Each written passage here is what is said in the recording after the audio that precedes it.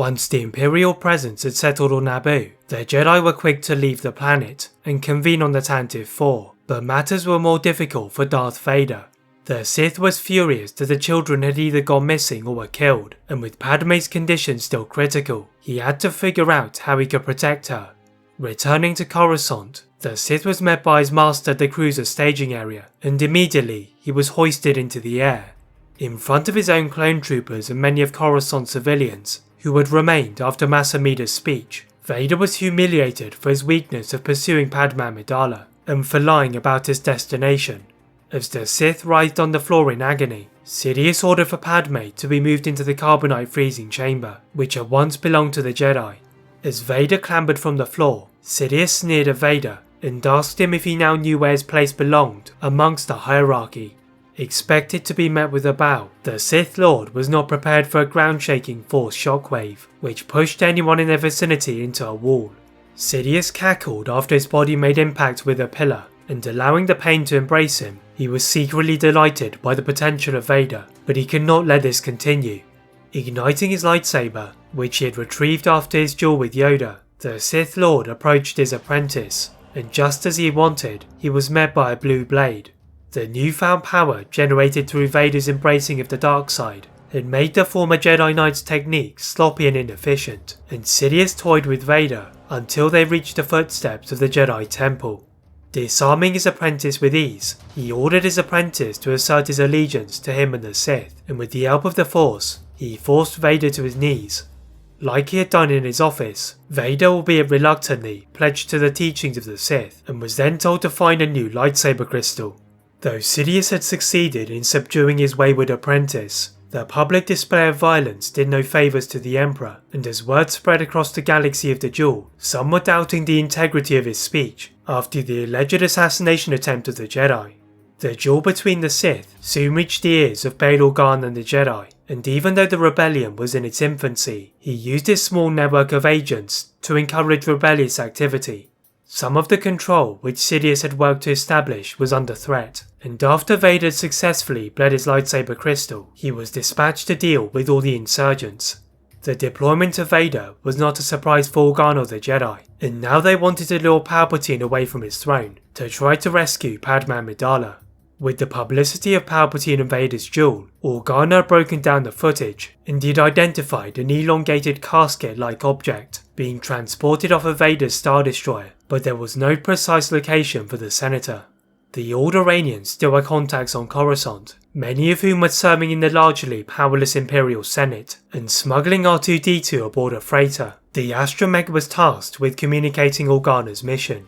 Since R2 units were common across the galaxy, R2-D2 was easily able to bypass the Titan border patrols, but the rest of Coruscant posed a different challenge. The transition from the Republic to Imperial rule had imposed a near lockdown on the newly named Imperial Center, and the equally newly formed Imperial Security Bureau were deploying agents to catch any dissidents. Even for an astromech as experienced as R2-D2, it takes several hours of patience and learning the patterns of the patrol's movements before reaching the secret coordinates. The location was a hideout hidden in the Federal District, and its sole occupant was former Clone Commander Rex. In the aftermath of Order 66, Rex had thought that his network of rebellious clone troopers was a secret, but with the capture of Padmé, Organa dispatched his agents to scout Coruscant.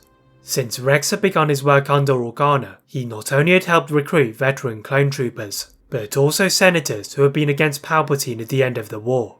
Having reunited with R2-D2, Rex feared to ask for the fate of General Skywalker, but soon he would have to confront this fear as they aimed to rescue Padmé. His alliance with the Senators proved to be useful, as he acquired a rare prototype spy droid that had once spied on the Republic, and he recalibrated his programming to serve under his control. Combining the spy droid with R2-D2, the astromech first used his scanners to detect life forms, and after several days of scouting, Rex was able to examine the footage to find a life form hidden in the Jedi Temple. Though the exterior of the temple was heavily fortified, with the Coruscant Guard and Coruscant Security Force in particular, the inside was a mix of Imperial agents, tasked with removing Jedi artifacts. Having cleared the upper levels, Rex saw that the security was less in the towers, but any access seemed impossible. With the temple's complex isolated from other buildings in the Federal District, any kind of ascension cable was out of the question, so Rex decided to be more direct. After monitoring the air traffic which surrounded the area, the former clone switched his armour for that of the Coruscant Guard, which he'd obtained from a drunken clone in the Entertainment District. Joining one of the patrols that perused the district, Rex managed to board a LAAT gunship previously used by the clone shock troopers, and thanks to the unique layout of the ship, the spoked cockpit was separated from the troop bay. The clone used all of his stealth to stun all of the other guards, and as the pilot rose to the level of the towers, Rex leapt out of the troop bay. With the aid of a grappling hook, Rex latched onto the ledge of a tower, and it happened to be the one formerly occupied by the Jedi Council. As it was one of the first areas to be searched, the chamber was currently empty, and Rex leapt through the partially repaired window.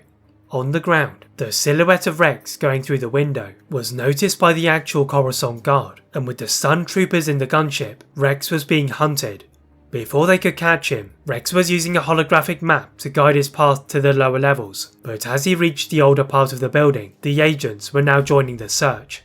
As had been the case in the Clone War, the chamber was located in one of the lower level hangars, and he found the area to be unguarded. Scanning the shadows for any droids, he tore the heads off of 2 Imperial police droids, using his experience of fighting BX series commando droids, and he moved to free the frozen Padmé.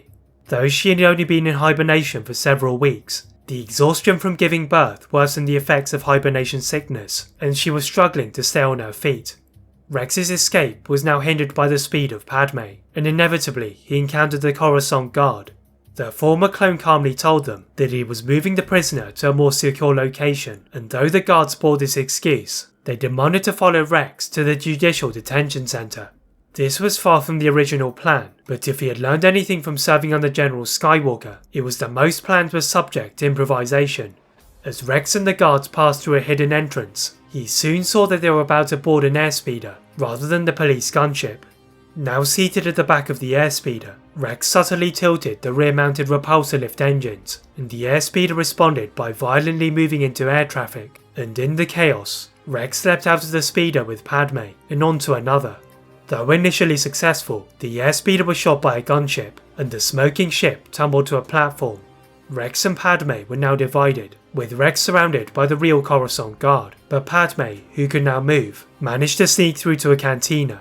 Leaving through the rear entrance, she was now in the dark alleyways, but this was the better option with the troopers on her tail, and having had some journeys in these parts, she knew where she could find transport.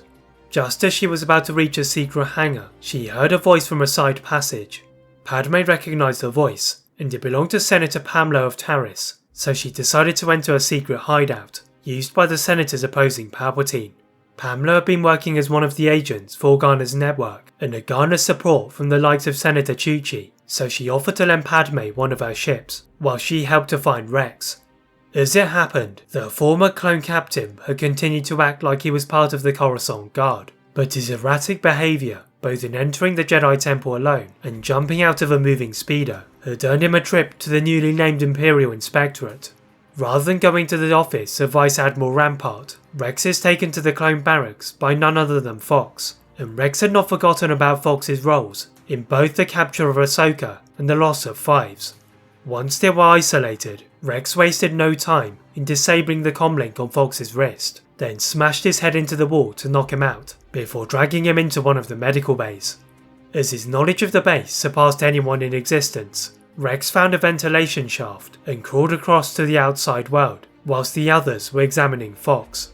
Once Rampart was alluded to this intruder, he initiates a full lockdown on the headquarters, but Rex also knew the lockdown procedure, and he found his way to the outside world.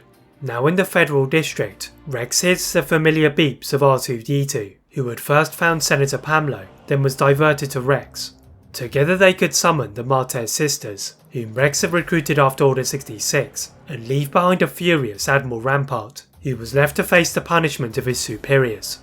But in the shadows, there was one former clone who knew the identity of the runaway, and that was Cody. The trooper formerly known as CC-2224 had known from both the marks on Fox and the route of the escape that the escapee was Rex. Though he now served the Empire, Cody had begun to question the goals of the regime, and he wondered what Rex was trying to achieve.